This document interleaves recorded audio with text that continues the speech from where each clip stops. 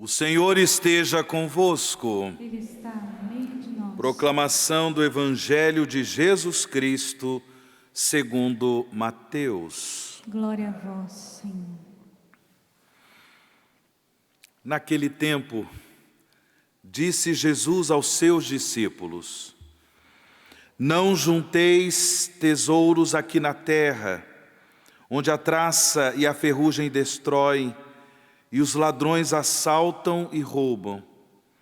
Ao contrário, juntai para vós tesouros no céu, onde nem a traça e a ferrugem destrói, nem os ladrões assaltam e roubam, porque onde está o teu tesouro, aí estará também o teu coração.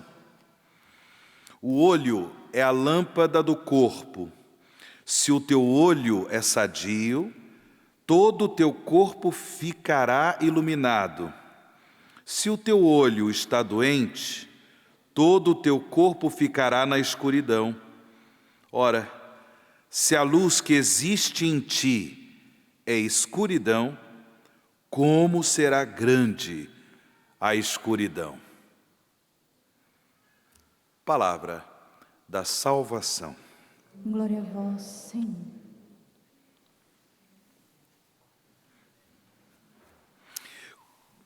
Com esse ensinamento que Jesus nos dá no Evangelho, todos nós, irmãos e irmãs, somos convidados à conversão.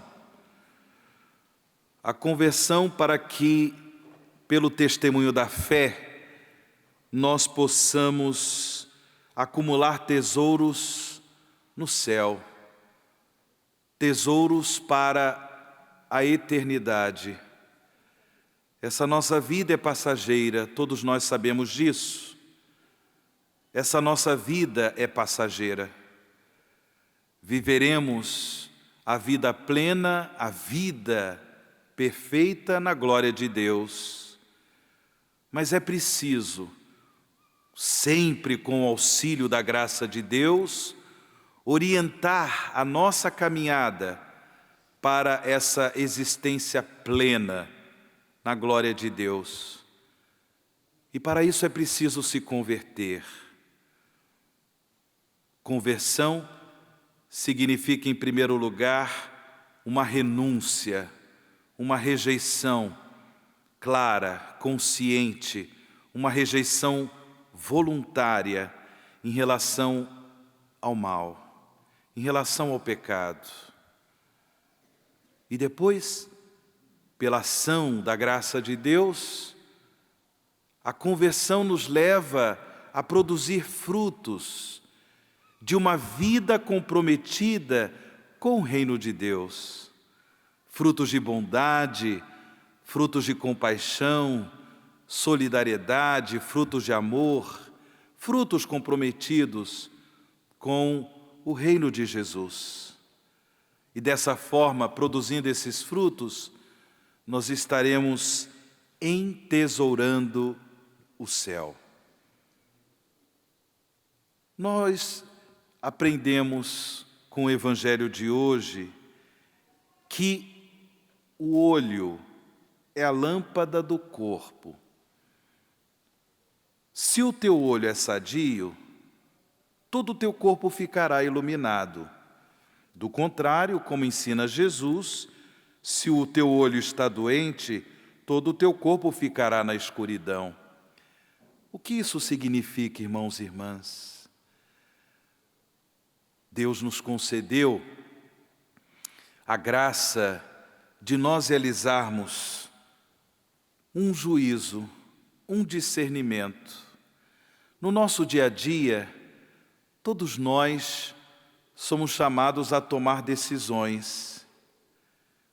Quem se converte pela graça de Deus, quem encaminha a sua vida para a eternidade em Deus, terá a graça de discernir na sua vida, no seu dia a dia, a vontade de Deus a ser colocada em prática.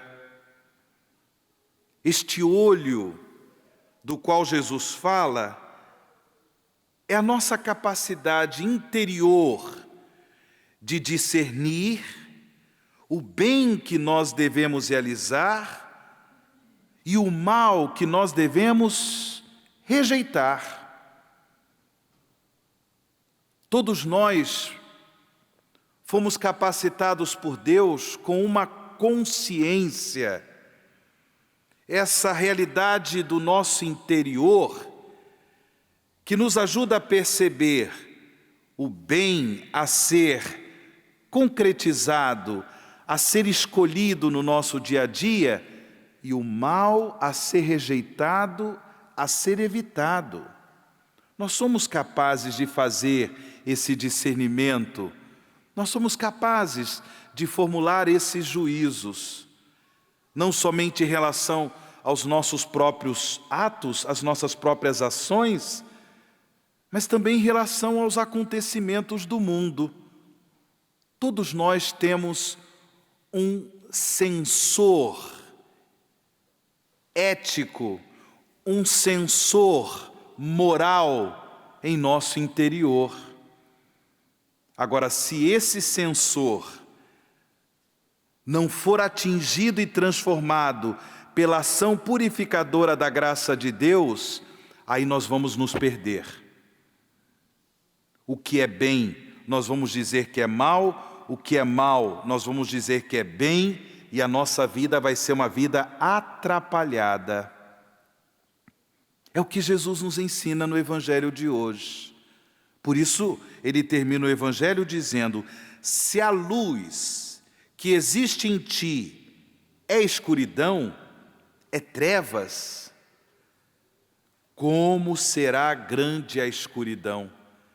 A nossa vida, as nossas ações, o nosso dia a dia, vai de mal a pior, vai de mal a pior, porque esse sensor moral, essa nossa consciência está impregnada de trevas, de erros, de mentiras, de injustiças. É por isso que nós devemos sempre suplicar ao Senhor, como discípulos e discípulas de Jesus que somos, devemos sempre suplicar ao Senhor a conversão da nossa consciência, a conversão do nosso interior, a conversão desse nosso sensor ético, desse nosso sensor moral, para que Deus, vindo em socorro às nossas fraquezas, nos ajude a discernir sempre a sua vontade, a realizar sempre com alegria a sua vontade em nossas vidas, para que a nossa vida não seja trevas. E se a nossa vida for trevas, irmãos e irmãs, a nossa eternidade não será uma eternidade em Deus, mas será uma eternidade de perdição. Está em jogo a nossa vida eterna. Para onde você quer viver na eternidade? Na glória de Deus, diante da face do Senhor, eternamente alimentado pelo amor do Senhor? Ou você quer viver eternamente na escuridão, longe de Deus? Está em jogo. E Deus coloca tudo isso na nossa responsabilidade. Por isso, devemos sempre fazer escolhas segundo Deus. No nosso discernimento, no nosso juízo moral, escolher o bem, escolher a verdade, escolher o amor, escolher a justiça e não o pecado. E não o pecado. O apóstolo São Paulo é um homem extraordinário que nos testemunha o quanto ele, pela graça de Deus, comprometeu a sua vida com o reino de Deus, escolhas segundo a vontade de Deus, segundo o mandamento do amor que Jesus nos ensinou. Assim era a vida do apóstolo São Paulo, uma vez que ele foi tocado pela graça da conversão. Assim foi a vida do apóstolo. E por isso Paulo, como nós ouvimos na primeira leitura, ele apresentou para nós uma lista de desafios que ele enfrentou por causa do seu compromisso com o anúncio do Evangelho, o seu compromisso com a evangelização. Paulo enfrentou vários desafios. Certamente ele sofreu, e não sofreu pouco.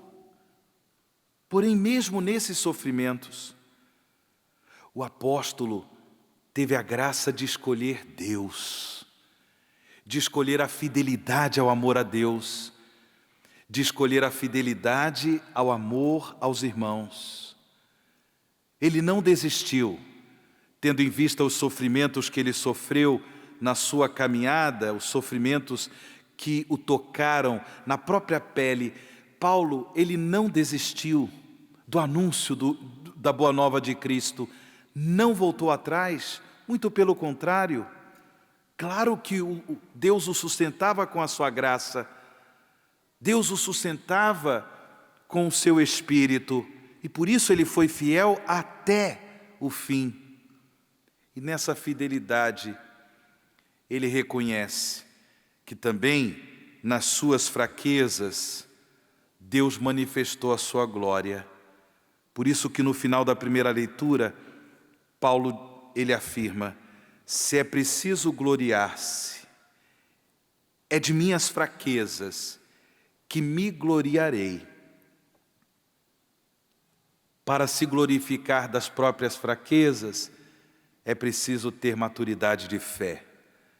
Viver uma experiência de conversão tão profunda, tão bonita, a ponto de reconhecer que nas próprias fraquezas, a glória, a misericórdia, a santidade de Deus se manifesta. Irmãos e irmãs, celebrando essa Eucaristia, peçamos a nosso Senhor que a graça da comunhão eucarística não passe em vão, que de fato possamos nos converter, de modo que no nosso dia a dia, as nossas escolhas, os nossos juízos morais, os nossos discernimentos sejam sempre em função da vontade de Deus.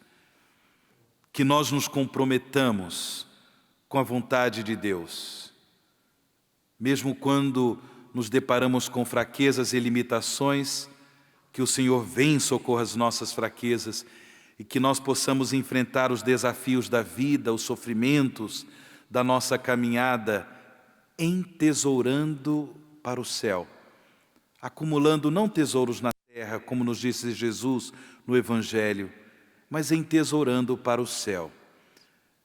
Que assim seja.